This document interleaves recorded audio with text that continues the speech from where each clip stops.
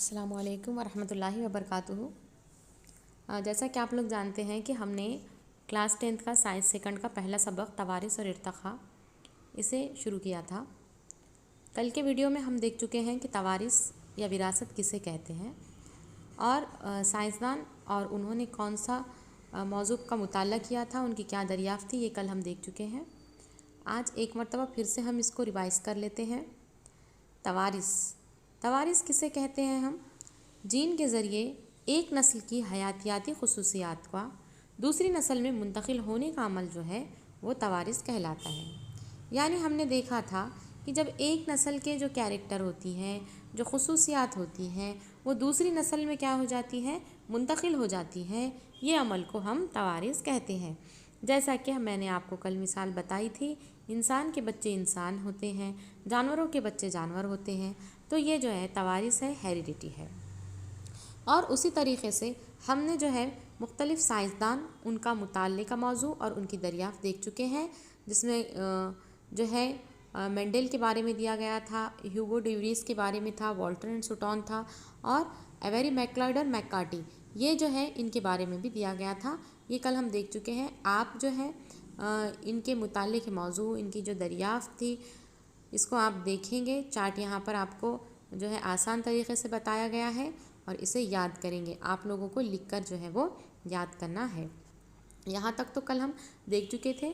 उसी तरीक़े से हमने देखा था कि डीएनए क्या होता है, आरएनए क्या होता है और डीएनए के टाइप्स कितने, आरएनए के टाइप्स कितने होते हैं। तो देखिए कि आप लोगों को पता है कि अगर किसी इंसान के जीन के अंदर जो है क्या हो गए हैं, नुक्स पैदा हो जाते हैं और ये जो जीनियाती जो नक़ाइस है, इनकी तशख़ीस के लिए, इनकी जांच के लिए, इनकी रोकथाम के लिए और इलाज के लिए जो है हमें क्या करना है, जीनियात का इस्तेमाल किया जाता है। जीनियात जो है, जेनेटिक्स जो है, हम ये चैप्टर जो है पढ़ रहे हैं। आपको फ़ील होगा कि ये सबक एक्चुअल में इसका मकसद क्या है, कि आपके सिलेबस में क्यों डाला गया है। तो क्या है कि आजकल हम देखते हैं कि मुख्तलिफ़ किस्म की क्या होती है, बीमारियां होती है। जैसा कि पिछले साल आपने 9th क्लास में भी देखा था, डाउन सिंड्रोम है, क्लिनीफिल्टर सिंड्रोम है, था ना। क्रोमोज़ोम के अंदर जो है थोड़ी बहुत क्या हो जाती है, तब्दीलियां आ जाती है, जीन के अंदर थोड़ी बहुत तब्दीलियां आ जाती है। उसकी वजह से इंसान जो है इसके अंदर बहुत से नुक्स पैदा हो जाते हैं। तो कौन से नुक्स है, किस वजह से हो रहा है, इसकी तशख़ीस के लिए, रोकथाम के लिए और इलाज के लिए हम क्या करते हैं, जीनियात का इस्तेमाल करते हैं। और उसी तरीक़े से हैवानी और नबाती मखलूत नस्ल हासिल करने वाले सनती आमाल में भी हम इसका इस्तेमाल करते हैं। अब मतलब क्या हो रहा है, हैवानी और नबाती मखलूत ये लफ्ज़ जो है, मखलूत यानी हम क्या कहते हैं, हाइब्रिड को कहते हैं। देखिए आजकल जो है बहुत सारी चीज़ें जो है दो या दो से ज़्यादा नबातात को मिलाने पर या दो या दो से ज़्यादा हैवानात के मिलाप से क्या कर रहे हैं, कुछ तो भी एक नया हाइब्रिड जो है वो क्या कर रहे हैं, तैयार कर रहे हैं। तो इस तरीक़े से सनती आमाल के अंदर भी क्या है, जीनियात का इस्तेमाल होता है। अब उसके बाद जो है हम देखेंगे कि डीएनए क्या है। तो डीएनए क्या है, डीएनए का फुल फॉर्म होता है डीऑक्सी न्यूक्लिक एसिड। डीएनए का फुल फॉर्म क्या होता है, डीऑक्सी न्यूक्लिक एसिड, ये होता है।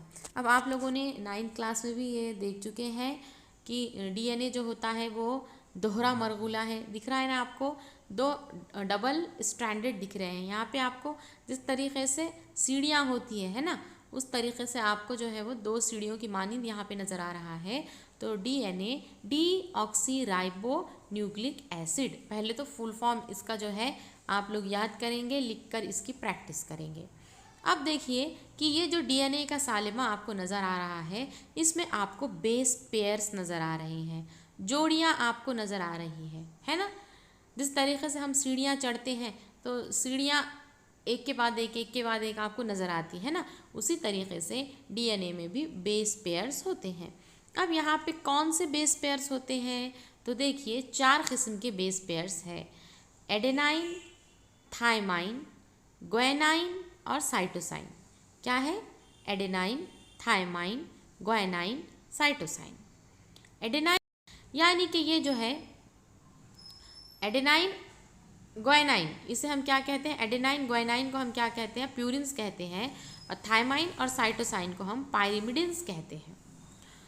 तो देखिए, एडेनाइन हमेशा जोड़ी लगाता है थायमाइन के साथ, आपको नज़र आ रहा है, देखिए एडेनाइन ए और उसके साथ जो जोड़ी है उसकी वो है थायमाइन।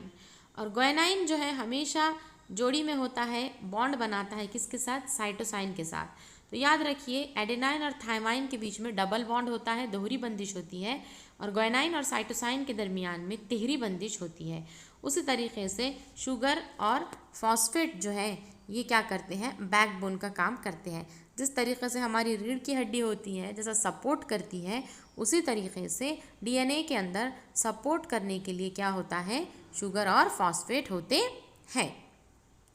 उसके बाद आरएनए, आरएनए का फुल फॉर्म होता है राइबो न्यूक्लिक एसिड। आरएनए का फुल फॉर्म क्या होता है, राइबो न्यूक्लिक एसिड। अब कल भी मैंने आप लोगों को एक होमवर्क दिया था कि जैसा कि आरएनए के कितने टाइप्स होते हैं, 3 टाइप्स होते हैं, mRNA, rRNA, tRNA. 9th class में ये तमाम पार्ट आपका हो चुका है, एमआरएनए, आरआरएनए, टीआरएनए। एमआरएनए को कहते हैं मैसेंजर आरएनए, आरआरएनए को कहते हैं राइबोसोमल आरएनए और टीआरएनए को कहते हैं ट्रांसफर आरएनए। अब आप जो है गौर से शक्ल देखेंगे, एमआरएनए मैसेंजर आरएनए, एम क्या जाहिर करता है यहाँ पे, मैसेंजर। आरएनए मैसेज पहुँचाता है, पैगाम रसानी का काम करता है, कौन, मैसेंजर आरएनए। आरआरएनए यानी कि राइबोसोमल आरएनए और टीआरएनए यानी ट्रांसफ़र आरएनए। अब तीनों अशकाल जो है आप जो है गौर से देखिए, एमआरएनए कैसा है, आरआरएनए कैसा है और टीआरएनए कैसा है। उसी तरीके से आरएनए में और डीएनए में हमें क्या फ़र्क नज़र आ रहा है, देखिए गौर से देखिए आप। आरएनए जो है ये सिंगल स्ट्रैंडेड है, जिस तरीके से डीएनए में ऐसे हमें 2 सीढ़ियों की मानिंद नज़र आ रहा था। यहाँ पे लैडर जो था वो डबल हेलिकल था, लेकिन यहाँ पे है सिंगल, एक ही लाइन आपको जो है वो नज़र आ रही है। उसी तरीके से यहाँ पे जो बेस पेयर है वो है, यहाँ पर जो नाइट्रोजनस बेसिस है वो है एडेनाइन, ग्वाइनाइन, साइटोसाइन और यूरैसिल। देखिए उधर एडेनाइन था, ग्वाइनाइन भी था, साइटोसाइन भी था, लेकिन उधर थायमाइन था। डीएनए में क्या रहता है, थायमाइन होता है, जबकि आरएनए में क्या होता है, यूरैसिल होता है। ये बात याद रखनी होगी, डीएनए में क्या होता है, थायमाइन होता है और आरएनए में क्या होता है, यूरैसिल होता है। इसके बाद जो है हम देखेंगे सेंट्रल डोग्मा प्रोटीन सिंथेसिस का क्या होता है। क्या है ये सेंट्रल डोग्मा, देखिए डीएनए में मौजूद जीन न्यूक्लियोटाइड आरएनए की मदद से खलिए के अफ़ाल में हिस्सा लेते हैं। इसी तरह जिस्मानी बनावट और इसके अफ़ाल पर काबू रखते हैं। जीन में प्रोटीन की तैयारी से मुताल्लिक़ मालूमात का ज़ख़ीरा होता है और जिस्मानी ज़रूरत के मुताबिक वक्तन फ़वक्तन मुनासिब प्रोटीन तैयार होते हैं। और इन प्रोटीन की तैयारी डीएनए की वजह से आरएनए के ज़रिए होती है। इसी को ही सेंट्रल डोग्मा कहते हैं। इम्पॉर्टेंट क्वेश्चन आपको आता है, सेंट्रल डोग्मा किसे कहते हैं। देखिए क्या कह रही हूँ मैं कि देखिए हम इंसान हैं, हमारे इंसान के अंदर जो हमारी जिस्मानी बनावट है और जो जिस्मानी बनावट है और उसी तरीक़े से हम मुख्तलिफ़ अफ़ाल जो है वो करते हैं, मुख्तलिफ़ हम काम करते हैं। तो जीन जो रहते हैं इनके अंदर प्रोटीन की तैयारी से मुताल्लिक़ मालूमात जो है वो ज़ख़ीरा होती है। हमें किस चीज़ की ज़रूरत है, हमारे जिस्म को अभी जो है हमें क्या काम करना है, तो इसके मुताबिक हमारे जिस्म में जो है वो प्रोटीन तैयार होते रहते हैं। तो प्रोटीन कौन तैयार करता है, आरएनए तैयार करता है। किसकी वजह से करता है, डीएनए की वजह से करता है और इसी को ही सेंट्रल डोग्मा कहते हैं। कौन तैयार कर रहा है, आरएनए के ज़रिए तैयार हो रहे हैं प्रोटीन। किसकी वजह से हो रहे हैं, डीएनए की वजह से, और इसे ही हम क्या कहते हैं, सेंट्रल डोग्मा कहते हैं। इसके बाद नेक्स्ट जो है वो है ट्रांसक्रिप्शन। ट्रांसक्रिप्शन क्या है, देखिए अब आप यहाँ पे देखिए कि सेंटर में जो है आपको जो गोल राउंड नज़र आ रहा है, वो गोल राउंड जो है वो क्या है, वो हमारे जो खलिया है उसका मरकज़ा है। और उस मरकज़े के अंदर हमें क्या नज़र आ रहे हैं, डीएनए नज़र आ रहे हैं। क्या नज़र आ रहे हैं, डीएनए के धागे जो है हमें नज़र आ रहे हैं। अब क्या होता है कि जो डीएनए है वो डबल हेलिक्स है, जैसा कि आप साइड में देख सकते हैं। अब डीएनए में देखिए ए की जोड़ी टी के साथ, टी की जोड़ी ए के साथ, जी की जोड़ी सी के साथ, नज़र आ रहा है ना आपको, A T T A G C A T T A. इस तरीके से आप गौर कीजिए कि ए हमेशा टी के साथ जोड़ी लगा रहा है, जबकि जी हमेशा सी के साथ जोड़ी लगा रहा है ना। तो ये डबल हेलिकल स्ट्रक्चर हो गया है, तो ये हो गया है डीएनए। अब क्या है कि ये जो डीएनए है, ये इसका स्ट्रैंड जो है वो थोड़ा दूर जा रहे हैं, वो खुल रहे हैं। और खुलने के बाद क्या हो रहा है, देखिए ए और टी ये दूर दूर हो गए हैं ना, और इस तरीके से डीएनए के धागे पर जो है वो आरएनए क्या कर रहा है, आ रहा है। तो वहाँ पर डीएनए के धागे पर आरएनए का तैयार होना, यही अमल क्या कहलाता है, ट्रांसक्रिप्शन कहलाता है। देखिए मैं फिर से रिपीट कर रही हूँ, डीएनए है, डीएनए जो है वो डबल हेलिकल स्ट्रक्चर है ना, यानी वो एक पर एक जो थे इसके जो स्ट्रैंड्स थे वो क्या कर रहे हैं, जोड़ियाँ हमें नज़र आ रही, ए की टी, टी की ए, जी की सी, ए की टी, इस तरीके से जोड़ियाँ नज़र आ रही है। अब वो डीएनए से क्या हो गया है, वो डीएनए के जो स्ट्रैंड है वो थोड़े सेपरेट हो गए हैं, एक दूसरे से दूर जा रहे हैं, और उसके ऊपर जो है वहाँ पे हमें आरएनए नज़र आ रहा है। अब मैंने आपको डीएनए और आरएनए में अभी एक फ़र्क बताया था कि डीएनए में थायमाइन होता है, जबकि आरएनए में यूरैसिल होता है। तो देखिए टी के साथ तो ए जोड़ी लगा देगा, लेकिन ए के साथ आरएनए पे टी नहीं होता, बल्कि उसके साथ यू होता है। तो आरएनए में देखिए टी के साथ ए के साथ यू, सी के साथ जी, तो टी के साथ ए, फिर ए के साथ यू, जी के साथ सी, ए के साथ यू।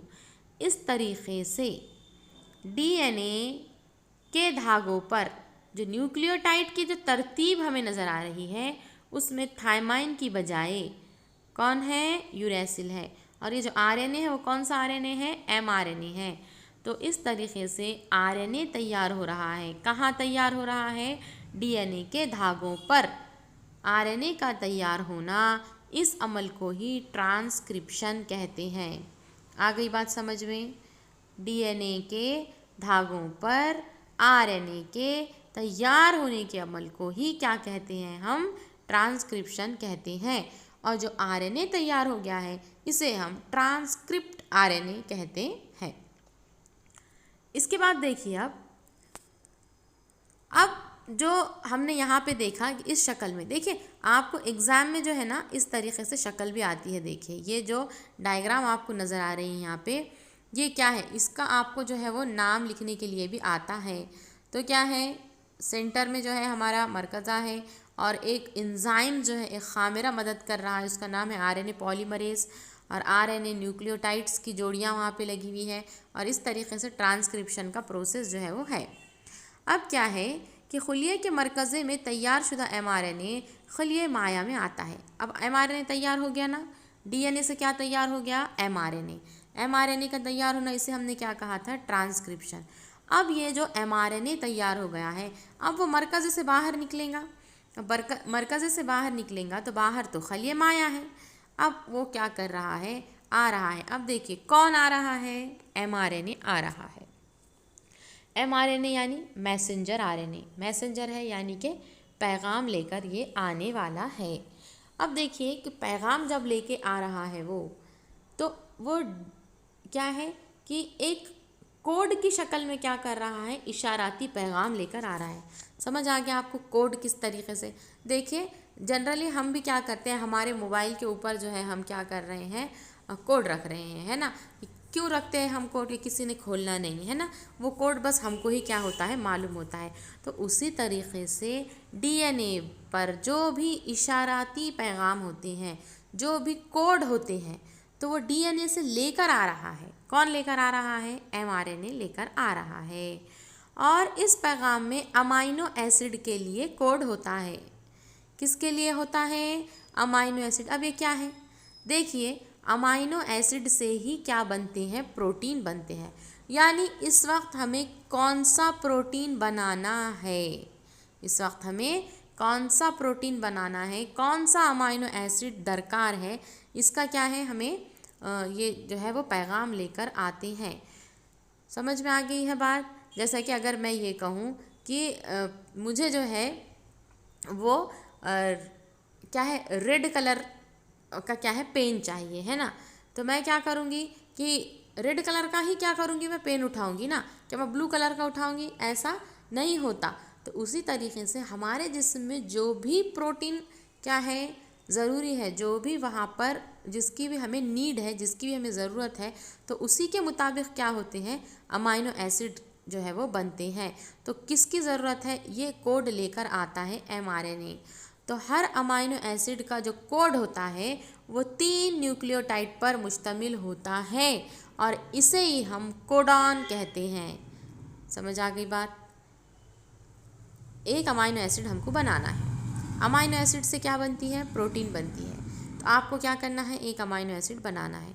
अब जो अमाइनो एसिड का जो कोड होता है उसमें एक कोड में कितने न्यूक्लियोटाइड होते हैं, 3 होते हैं। और जो 3 का जो सेट है उसे हम क्या कहते हैं, कोडॉन। समझ गई बात। जिस तरीके से हम क्या है कि अगर हम मार्केट से क्या कर रहे हैं, बनाना, केले, मौज जो है हम ख़रीद रहे हैं, तो कभी भी हम ये नहीं कहेंगे कि 1 मौज दीजिए, 2 दीजिए, है ना। हम ऐसा कहते हैं कि 1 दर्जन दीजिए, 2 दर्जन दीजिए। तो यहाँ पे दर्जन जो है वो क्या जाहिर करता है, 12 का सेट जाहिर करता है ना। तो यहाँ पर उसी तरीके से एक कोडॉन मतलब कि 3 न्यूक्लियोटाइड है। समझ गई बात। तो देखिए आपको यहाँ पे कोडॉन बता रहे हैं, एक कोडॉन नंबर 1 2 3 4 5 6 7 7 कोडॉन है। हर कोडॉन में देखिए 3 न्यूक्लियोटाइड है, GCU। दूसरे कोडॉन में ACG, तीसरे कोडॉन में GAG। इस तरीके से एक कोडॉन के अंदर 3 न्यूक्लियोटाइड शामिल होते हैं। उसके बाद जो है भारत के जो डॉक्टर हरगोविंद खुराना हैं, इन्होंने तमाम 20 अमाइनो एसिड के लिए कोडॉन दरियाफ्त करने में अहम किरदार अदा किया है। कौन है वो? भारत के डॉक्टर हरगोविंद खुराना हैं। इन्होंने तमाम 20 अमाइनो एसिड के लिए कोडॉन दरियाफ्त किए हैं। जैसा कि आप लोगों को, जैसे आप 12th में 11th में आएंगे तो AUG, GUG, GGG ये क्या जाहिर करता है, इसका एक चार्ट होता है। ग्लाइसिन है, एलेनाइन है। तो इस तरीके से अमाइनो एसिड जो है वो होते हैं। और 1968 में दीगर 2 साइंसदानों के साथ इन्हें भी नोबेल इनाम से क्या है, नवाजा गया था। तो कौन है वो? डॉक्टर हरगोविंद खुराना है और इन्होंने 20 अमाइनो एसिड के लिए कोडॉन दरियाफ्त किया है। इसके बाद जो है अभी हमने ट्रांसक्रिप्शन देखा, याद आ गया आपको ट्रांसक्रिप्शन क्या था? DNA से mRNA का बनना, ये क्या था? ट्रांसक्रिप्शन था।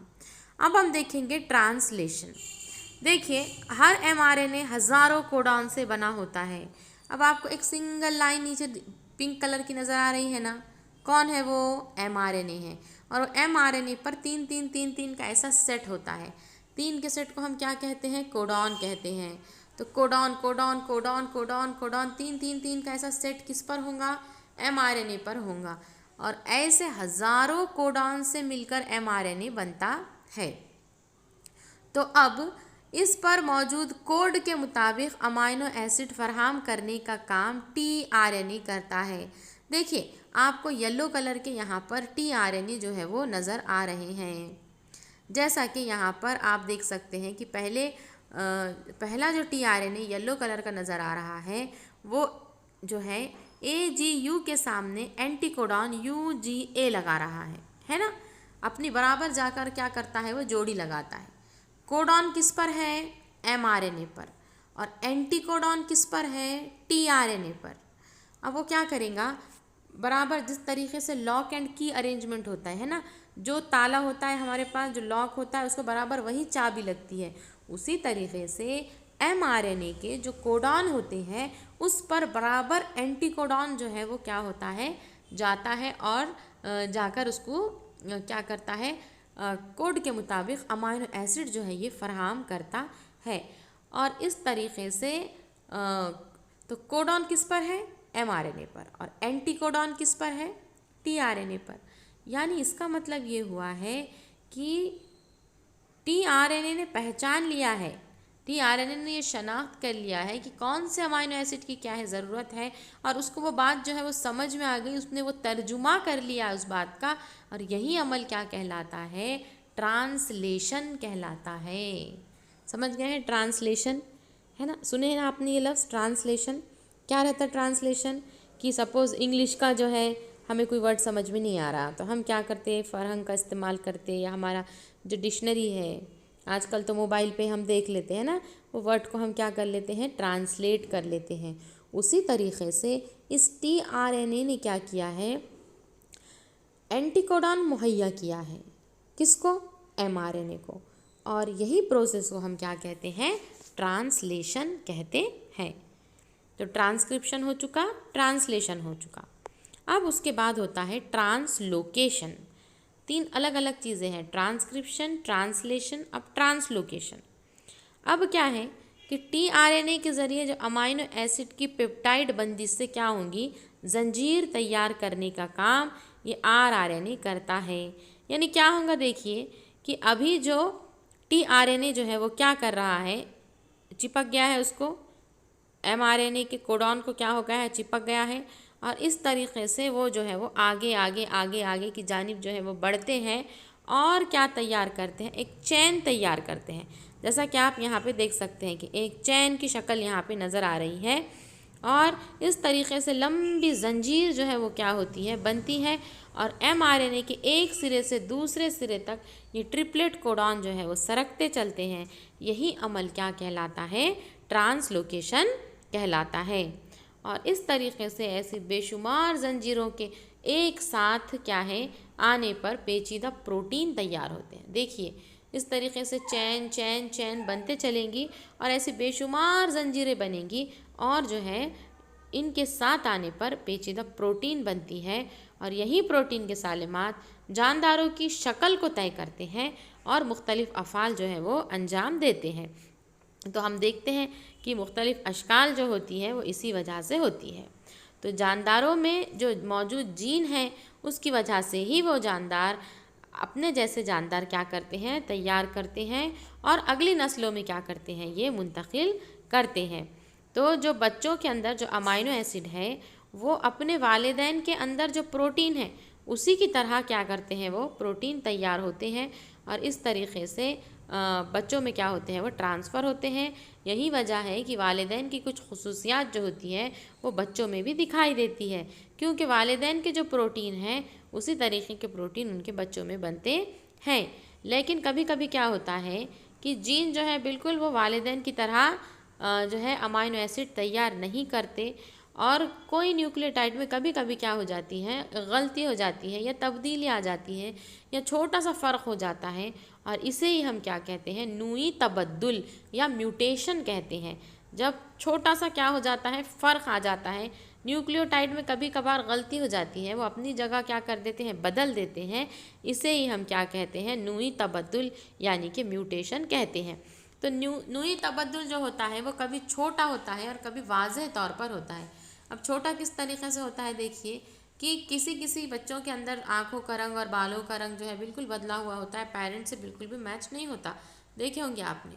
और जो वाज़ेह तब्दीली जो होती है वो है सिकल सेल एनीमिया हुआ है किसी को, या ये एक क्या है, जेनियाती नुक्स है। तो ये क्या है कि न्यूक्लियोटाइड के अंदर क्या हो गया है, चेंज आ गया है, तो उसकी वजह से इस तरीक़े के जो नूई तबद्दुल है वो हमें नज़र आते हैं। तो इंशाल्लाह इसके बाद जो हमें देखना है कि इर्तिक़ा क्या होता है, और इसके आगे जो चैप्टर का पार्ट है वो हम क्या करेंगे, इंशाल्लाह अगले वीडियो में हम इसे डिस्कस करेंगे। तो आप जो है वीडियो को बार बार देखिए, समझने की कोशिश कीजिए, और आप लोगों को लिख लिख कर जो है प्रैक्टिस करनी है, याद करना है। अभी हमने देखा कि आप जो है लिखने में बहुत ज़्यादा गलतियाँ कर रहे हैं, इस तरीक़े से नहीं करेंगे, बार बार आप लोग लिखने की प्रैक्टिस करेंगे, और जो है क्वेश्चन आंसर की नोटबुक्स जो है वो भी आप लोग तैयार रखेंगे। आप लोगों के 2-2 चैप्टर्स जो है अल्हम्दुलिल्लाह से वो ख़त्म हो चुके हैं शायद, लेकिन फिर भी हमने पहले सबक से फिर से स्टार्ट किए हैं कि जो बच्चों के वीडियो जो है मिसिंग है, तो ऐसा मत कीजिए आप लोग। जो भी वर्क दिया जा रहा है वो होमवर्क की, क्लास वर्क की जो भी नोटबुक्स है आप लोग कंप्लीट करेंगे। बहुत ही जल्द इंशाल्लाह आप लोगों के एग्ज़ाम है, और कुछ मसला है तो आप लोग पूछिए, और नोटबुक्स वगैरह कंप्लीट कीजिए, और रोज़ का रोज़ आपको याद करना है। अल्लाह हाफ़िज़।